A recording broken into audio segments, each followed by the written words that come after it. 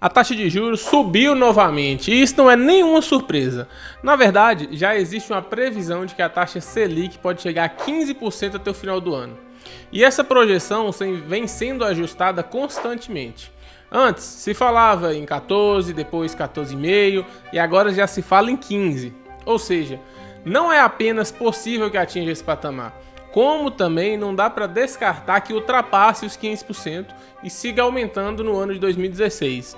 Inclusive, aí há estimativas que apontam que esse ciclo de alta pode levar a taxa a um teto de 17% ainda esse ano. Agora, a questão principal é por que a Selic está subindo? O que isso significa na economia? E principalmente como isso impacta diretamente a minha vida, a sua vida. Mas antes da gente continuar, não se esqueça de se inscrever no canal, ativar o sininho das notificações e deixar seu like.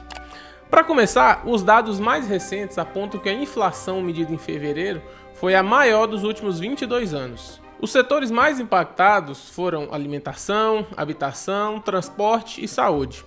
Mas o impacto real para o consumidor parece ser ainda maior do que o dos números oficiais. A inflação oficial divulgada para alimentos, por exemplo, foi de 0,7%, mas produtos essenciais como o ovo tiveram aumentos na casa de 50%. Então isso levanta a discussão sobre a discrepância entre a inflação oficial e a percepção real no dia a dia da população. Há quem argumente que os índices divulgados não refletem com exatidão o aumento dos preços no dia a dia, algo que especialistas como Luiz Barsi já mencionaram há muito tempo. Mas, independentemente da precisão dos dados, o fato é que os preços estão subindo e o impacto no orçamento das famílias é cada vez maior. A situação se torna ainda mais complicada porque o aumento da inflação corrói o poder de compra da população. Você vai ao mercado, gasta o mesmo valor de sempre, mas toda vez você leva uma quantidade menor de itens para sua casa. E para tentar conter essa escalada nos preços, a principal ferramenta é o aumento da taxa de juros. A lógica por trás disso é reduzir o consumo.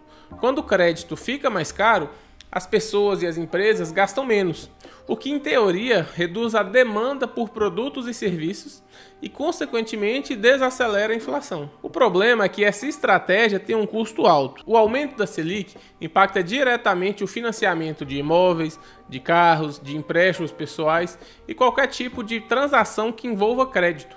Então, se a taxa de juros sobe, os bancos reajustam suas taxas e o custo do dinheiro se torna ainda mais elevado. Isso significa que, para quem precisa financiar um imóvel ou um carro, por exemplo, os juros serão ainda mais pesados. O impacto é maior para quem não tem uma entrada substancial para dar e precisa recorrer a um financiamento de longo prazo. No fim das contas, um imóvel que antes poderia ser financiado com uma taxa menor, agora fica muito mais caro e o comprador acaba pagando um valor muito maior do que aquele bem realmente vale. Além disso, o aumento da Selic também afeta diretamente a atividade econômica. Se os juros estão altos, as empresas têm mais dificuldade para pegar empréstimos, para fazer novos investimentos, o que pode levar a um desaquecimento da economia e eventualmente ao aumento de desemprego. O Banco Central, ao definir a taxa de juros, sempre olha para o futuro. As decisões de hoje levam em conta o que pode acontecer nos próximos 6, 8 ou até 12 meses. Por isso, quando há uma escalada da inflação, os juros sobem rapidamente para tentar frear o problema antes que ele saia do controle. Mas os efeitos práticos dessa política levam tempo para aparecer. Hoje, a projeção de inflação para o final do ano está em 5,08%, acima da meta oficial de 4,5%. Com isso, o aumento da Selic para 15% ou mais não é só possível, como pode se tornar uma necessidade para tentar segurar os preços e atingir a meta fiscal. A grande questão é que o problema da inflação não se resume apenas ao consumo da população. E para mim esse é o pior ponto. O descontrole nos gastos do governo tem um papel crucial nessa equação. Quando o governo gasta mais do que arrecada, ele precisa de mais dinheiro para cobrir suas despesas, o que pode gerar ainda mais inflação. Se não houver um controle eficiente das contas públicas, o impacto da alta dos juros pode ser reduzido ou até mesmo anulado, tornando o cenário ainda mais desafiador. O aumento da Selic pode ser um instrumento eficaz para conter a inflação, mas tem consequências significativas para a economia e para a população como um todo. Então, enquanto o crédito fica mais caro, o consumo diminui, os investimentos produtivos podem ser prejudicados, afetando o crescimento econômico no médio e longo prazo. Além de tudo isso, com a alta taxa de juros, as empresas negociadas na bolsa começam a reduzir investimentos. Isso acontece porque o custo de financiamento para expansão, para abertura de novas filiais e crescimento de forma geral se torna um pouco elevado. Como resultado, muitas empresas optam por adiar esses planos.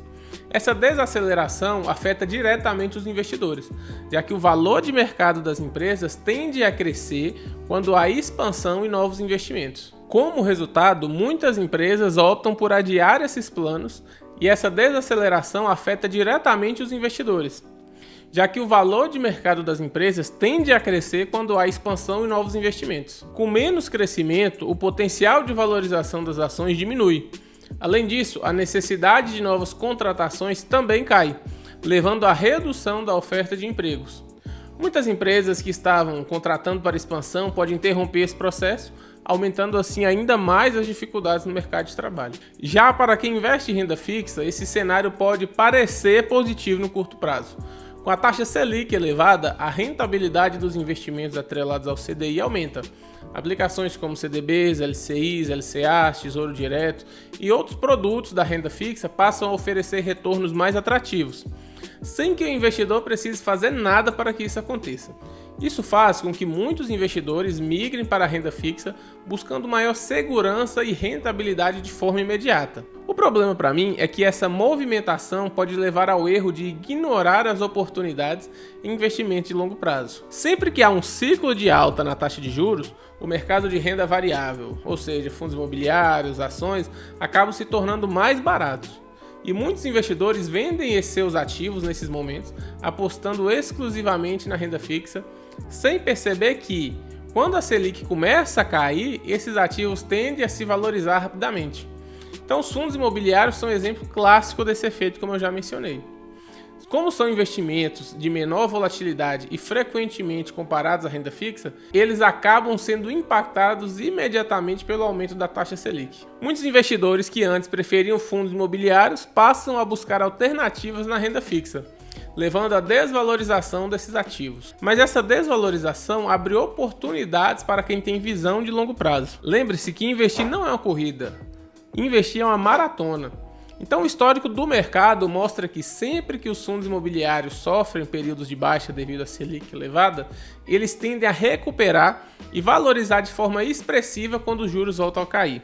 Isso significa que, no longo prazo, os investidores que souberem aproveitar as oportunidades atuais terão um potencial de retorno muito maior do que teve com a alta da taxa de juros. Os fundos imobiliários e algumas ações estão sendo negociadas a preços muito descontados, tornando-se ótimas oportunidades para quem busca construir um patrimônio sólido ao longo dos anos. E além dos fundos imobiliários, as ações de empresas brasileiras, como bancos, como empresas de saneamento básico, entram também nesse cenário. Muitas companhias passam a ser negociadas a preços mais baixos, mesmo mantendo bons fundamentos e perspectivas de crescimento no futuro. Isso permite que os investidores acumulem ativos de qualidade por valores mais acessíveis, aproveitando o momento para fortalecer sua carteira. Outro ponto a ser considerado é a importância da diversificação internacional. Em momentos de incerteza econômica no Brasil, dolarizar parte da sua carteira se torna uma estratégia relevante. O mercado americano, por exemplo, oferece boas oportunidades em ETFs e ativos atrelados ao dólar, que podem servir como proteção contra as oscilações da economia local. No contexto atual, quem começou a investir recentemente está diante de um cenário extremamente favorável para a construção de patrimônio. Embora a alta da taxa de juros traga desafios no curto prazo, ela também cria oportunidades únicas para quem tem visão de longo prazo e sabe aproveitar os ativos descontados. Então, resumindo, o aumento da taxa de juros pode dificultar um pouco a vida no curto prazo, os preços sobem, o consumo diminui e os financiamentos ficam mais caros. Mas ao mesmo tempo, para quem investe com visão de longo prazo, querendo se aposentar lá na frente, esse é um dos melhores momentos para constituir e aumentar seu patrimônio. Está ruim porque tudo está mais caro e vai ficar mais caro. Mas ao mesmo tempo, para quem sabe aproveitar, há ótimas oportunidades de investimento. Esse é um ótimo momento para quem deseja acumular ativos de qualidades a preços baixos e colher bons frutos no futuro. E se você gostou desse vídeo, não se esqueça de se inscrever no canal, ativar o sininho das notificações e deixar seu like. Isso ajuda muito a entregar os conteúdos do meu canal. Então aproveita também e compartilha esse vídeo com um amigo que também precisa entender os impactos da Selic na sua vida e nos seus investimentos. Um abraço e eu te vejo no próximo vídeo.